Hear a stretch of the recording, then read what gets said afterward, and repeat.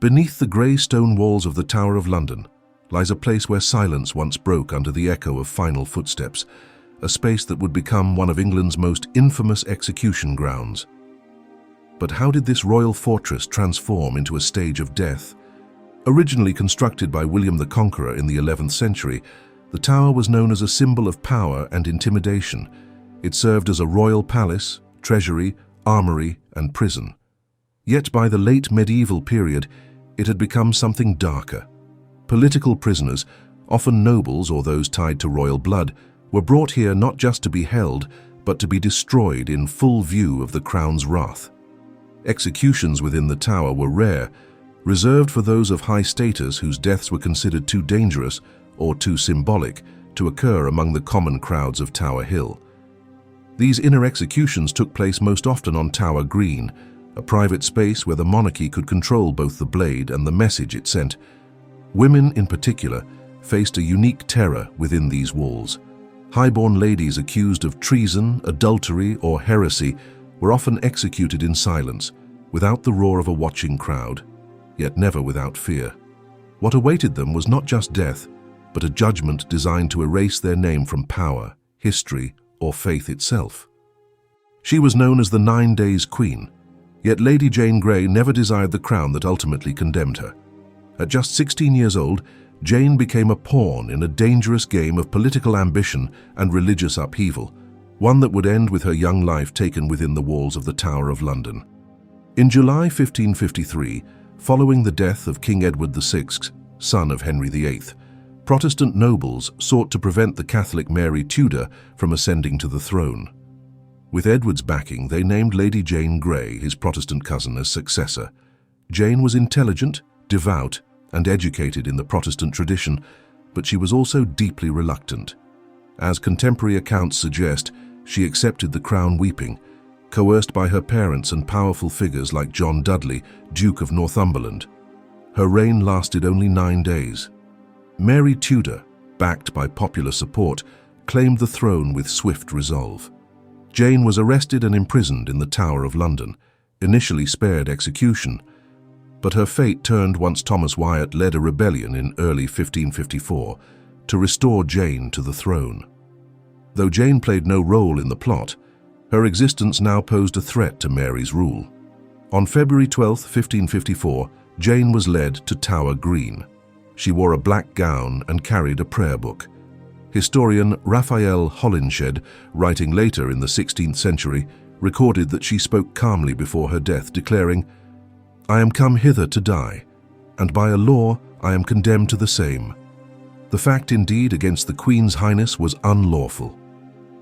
Blindfolded and trembling, Jane struggled to find the execution block. In a moment both harrowing and haunting, she cried out, "What shall I do? Where is it?" before being guided by an onlooker. Moments later, the axe fell, and England's youngest queen was gone. Lady Jane Grey died not for crimes she committed, but for the ambitions of men and the collision of dynasties. Her death marked more than the fall of a girl queen. It revealed how quickly innocence could be consumed by the Tower's ruthless justice. She was born into royalty, lived through dynasties and outlasted kings. But in the end, Margaret Pole, Countess of Salisbury, met one of the most disturbing deaths ever recorded within the Tower of London.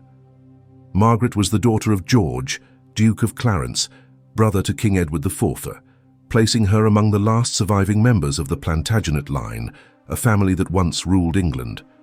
Though she survived the bloody Wars of the Roses and became a loyal subject to the Tudor dynasty, her royal bloodline made her a threat in the eyes of Henry VIII. Initially favoured under Henry's reign, Margaret was appointed governess to Princess Mary and granted lands and titles, but the tide turned in the 1530s as Henry broke with the Catholic Church and began targeting anyone who resisted his new authority. Margaret's son, Reginald Pole, a cardinal in Rome, openly criticised the king's actions, calling him a tyrant and questioning his legitimacy. Though Margaret had no direct role in her son's words, Henry's paranoia could not ignore her connection. In 1538, she was arrested without trial and held in the Tower. After 2 years of imprisonment, on May 27, 1541, Margaret, then in her late 60s, was led to Tower Green. Unlike most executions of high-born women, Margaret's death was chaotic and brutal. No formal charges were ever proven, and no proper trial held. Chroniclers state that she refused to lay her head on the block, protesting her innocence to the end. According to the 16th century writer Edward Hall, the inexperienced executioner missed his mark repeatedly. It took multiple strikes to end her life, leaving a gruesome scene that shocked even her enemies. Her final words were not recorded. Her grave in the chapel of St. Peter ad Vincula remains unmarked by grandeur, her memory nearly erased by time. Margaret Pole's execution wasn't justice, it was a calculated warning. She was a gentlewoman by birth, a scholar by nature, and a martyr by the Crown's hand. Anne Askew's execution was unlike any other at the Tower of London, not for treason, not for royal rivalry, but for her faith. In a realm torn between old religion and reform, Anne's unshakable Protestant beliefs would seal her fate in fire.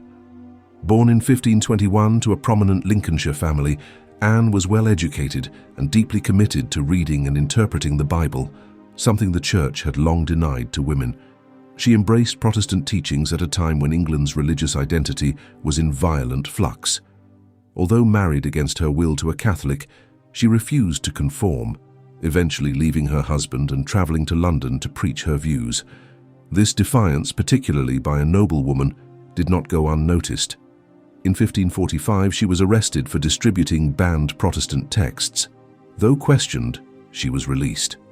But the reprieve was brief.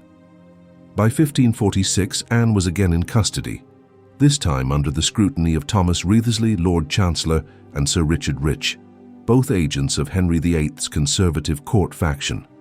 Desperate to extract names of other reformers, they took Anne to the Tower of London. There she endured what no other woman of her rank had before: torture on the rack.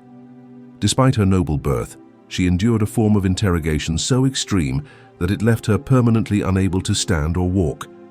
John Bale, a contemporary Protestant writer, recorded that she was so racked that she could neither go nor stand. Unable to walk, she was carried to her execution in a chair on July 16, 1546.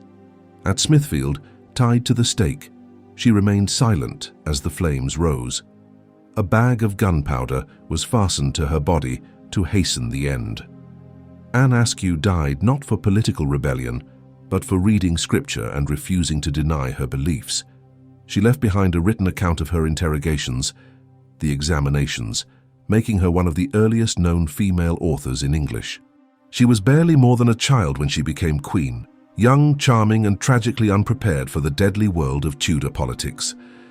Catherine Howard, the fifth wife of Henry VIII, entered the Tower of London not as royalty, but as a condemned traitor. Her crime, adultery; her punishment, death by beheading. Catherine was a cousin of Anne Boleyn and a member of the powerful Howard family. Raised in the household of the Dowager Duchess of Norfolk, she received little formal education or moral guidance.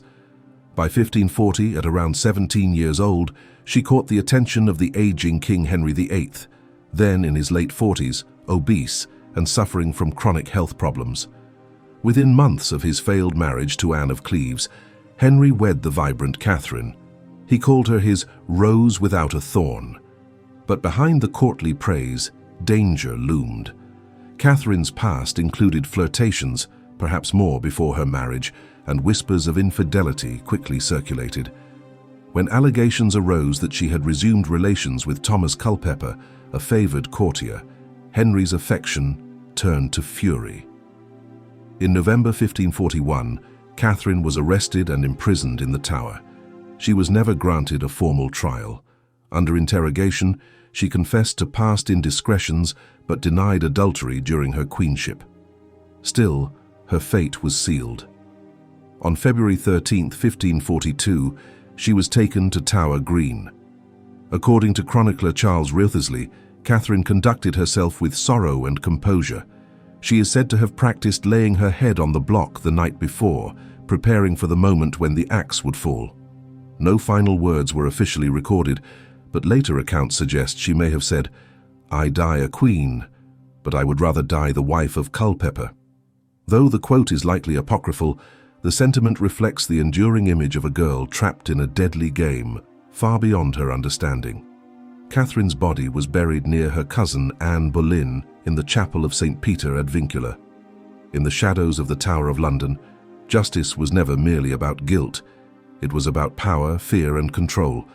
The executions of Jane Grey, Margaret Pole, Anne Askew, and Catherine Howard reveal a monarchy willing to sacrifice youth, innocence, and faith for the illusion of order. Each woman's death echoed beyond her final breath, shaping the course of English history and exposing the brutal cost of authority unbound. How did these executions redefine the balance between crown and conscience, and what do they reveal about how power treats the powerless? Comment below. As Anne Askew wrote before she burned, "I would rather read 5 lines of the Bible than hear 5 masses in the church."